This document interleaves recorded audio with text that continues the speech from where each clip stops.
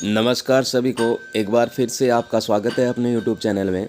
हम आपके लिए लेके आए हैं कक्षा 8 विषय विज्ञान, जिसका अध्याय 6 है, जिसका नाम है दहन और ज्वाला।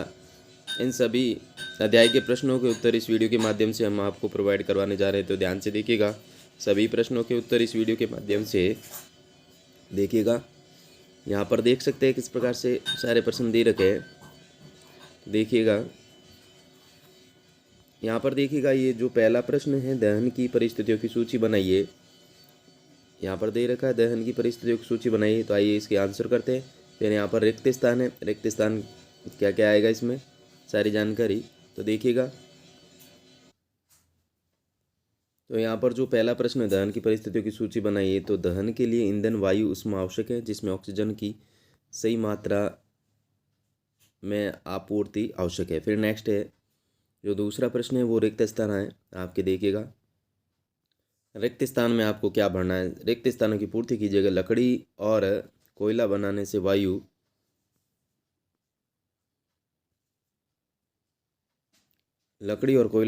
वायु का प्रदूषण होता है। घरों में काम आने वाले एक द्रव्य ईंधन जल एलपीजी हैं। जलना प्रारंभ होने से पहले ईंधन को उसके ज्वलन ताप तक गर्म करना आवश्यक है।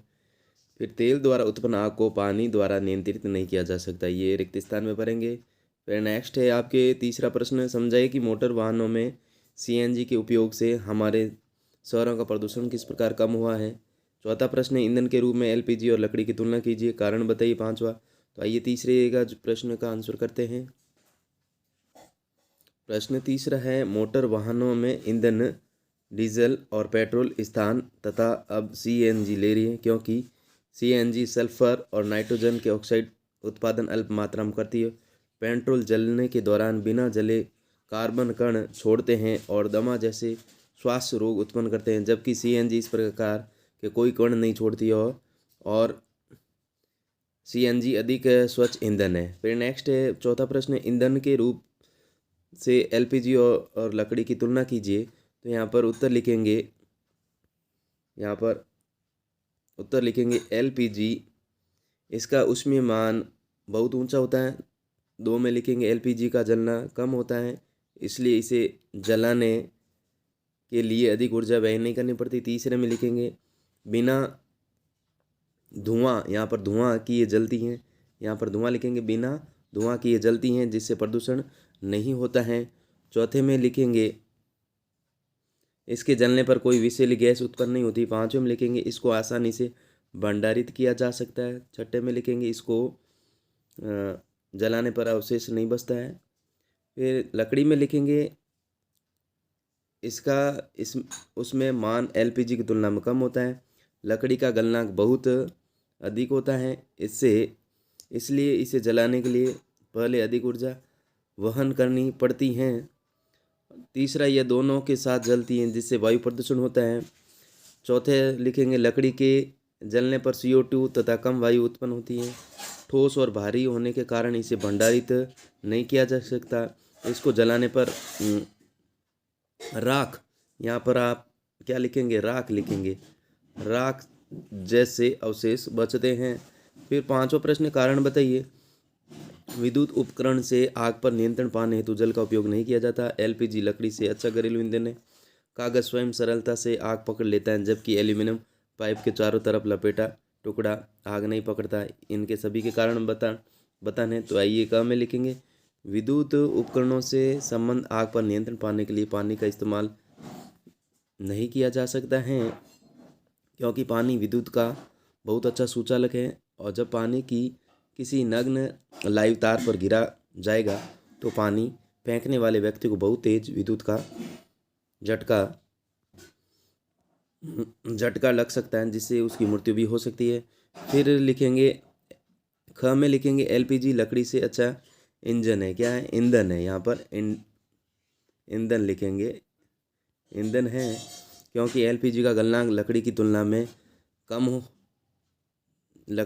में कम होता है, और उसमें मान है जो अधिक होता है, और यह लकड़ी से विपरीत प्रदूषित रहित इंजन है।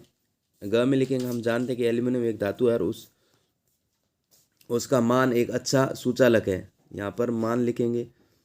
एक अच्छा सुचालक है। एल्यूमिनियम धातु के चारों तरफ लिपटे कागज का ताप जब बढ़ने लगता है तब एल्यूमिनियम कागज से ऊष्मा को अवशोषित करके कागज के ताप को उसके ज्वलन ताप से कम कर देता है। यही कारण है कि कागज स्वयं सरलता से आग पकड़ लेता है, जबकि एल्यूमिनियम पाइप के चारों ओर लपेटा गया कागज का टुकड़ा आग नहीं पकड़ता है। फिर छठा प्रश्न है, मोमबत्ती की ज्वाला का चिन्हित चित्र बनाइए। तो आइए देखते हैं मोमबत्ती की ज्वाला का चिन्हित चित्र। छठा जो प्रश्न था उसका ये मोमबत्ती की ज्वाला का चिन्हित चित्र। तो यहाँ पर देखिएगा, ये सबसे गर्म भाग यहाँ पर दर्शाएंगे, फिर कम गर्म यहाँ पर, फिर ये सबसे कम गर्म, और ये मोमबत्ती, और यहाँ पर बिना जली मोमबत्ती का सबसे आंतरिक क्षेत्र काला, फिर ये पूर्ण दहन का बाह्य क्षेत्र नीला। इस प्रकार से आपको ये चित्र दर्शाना। मोमबत्ती की ज्वाला के विभिन्न क्षेत्र वे ज्वाला के सबसे बाहरी भाग का उपयोग करते हैं। तो इस प्रकार से नेक्स्ट देखिएगा प्रश्न। सातवां प्रश्न है यहाँ पर, ईंधन की ऊष्मीय मान को, यहाँ पर ईंधन है, क्या होगा, ईंधन, ऊष्मीय मान को किस मात्रक द्वारा प्रदर्शित किया जाता है। तो ईंधन की उस मान को किलो जूल प्रति किलोग्राम मापक द्वारा प्रदर्शित किया जाता है। प्रश्न 8वां, समझाइए कि CO2 किस प्रकार आग को नियंत्रित करती है। पेट्रोलियम विद्युत उपकरण जैसे ज्वलनशील पदार्थों में लगी आग को बुझाने के लिए कार्बन डाइऑक्साइड सबसे अच्छा अग्निशामक है। ऑक्सीजन की तुलना में अधिक भारी होने के कारण CO2 आपको एक कंबल की तरह लपेट लेती है। इससे ईंधन, यहाँ पर भी ईंधन लिखेंगे, ईंधन लिखना है। ईंधन और ऑक्सीजन का संपर्क टूट जाता है, अतः आग नियंत्रित हो जाती है। यहाँ पर आग लिखेंगे, यहाँ पर आप आग लिखेंगे, नियंत्रित हो जाती हैं।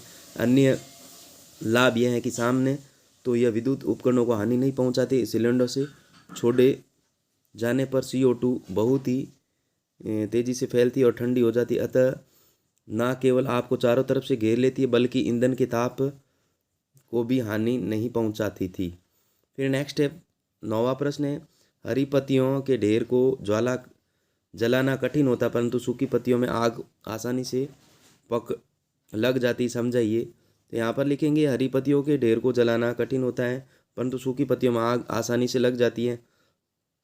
तो यहाँ पर लिखेंगे, क्योंकि हरी पत्तियों में जल अधिक मात्रा में उपस्थित होता है, जो हरी पत्तियों को जलाने के लिए दी गई ऊष्मा को अवशोषित करके वाष्पित हो जाता है और पत्तियों के ताप को उनके जलन तब तक बढ़ने नहीं देता, जिसके कारण हरी पत्तियाँ तब तक आग नहीं पकड़ पाती जब तक सारा जल वाष्प इतना हो जाए कि उनके जलनांग तक ना पहुंचा जाए। सूखी पत्तियों में पानी नहीं पहुंचने के कारण यह जल्दी आग पकड़ लेती है, क्योंकि इनको जलाने के लिए दी गई उसमें इन ताप को शीघ्र ही ज्वलन ताप तक पहुंचा देती है और यह जलन शुरू कर देती है। फिर नेक्स्ट देखिएगा, प्रश्न 10वां है, सोने चांदी को पिघलाने के लिए स्वर्णकार ज्वाला के किस क्षेत्र का उपयोग करते हैं।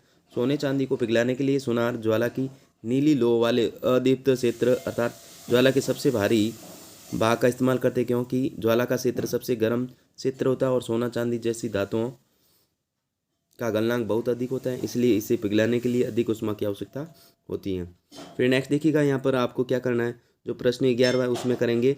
यहाँ पर ईंधन की मात्रा कितनी है, 4.5 kg और उत्पन्न ऊष्मा है 18,000 kg। तो इसमें आप क्या करेंगे, 4.5 का भाग दे देंगे 18,000 में, ये 18,000 है, इसमें 4.5 का भाग दे देंगे तो इसका उत्तर आ जाएगा कितना, 4,000। कितना आ जाएगा, 4,000। तो इस प्रकार से आपको करना है।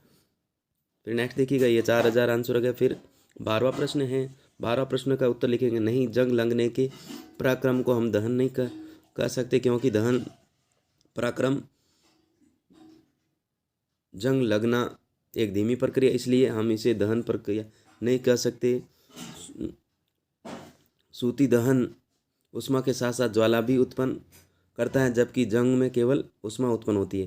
फिर 13वां प्रश्न है, 13वां प्रश्न का उत्तर ये है, रमेश के बीकर, यहाँ पर बीकर करेंगे, बीकर, रमेश के बीकर का पानी जल्दी गर्म होगा क्योंकि उसने भी जो ज्वाला के सबसे बाहरी भाग पर रखा, जो कि ज्वाला का सबसे गर्म हिस्सा होता है, जबकि आबिदा ने उसे ज्वाला के पीले भाग के पास रखा, जो नीली ज्वाला से कम गर्म होती है। अतः रमेश के क्या करेंगे, बीकर का पानी अबिदा के बीकर, यहाँ पर भी बीकर के पानी से जल्दी गर्म हो जाता है।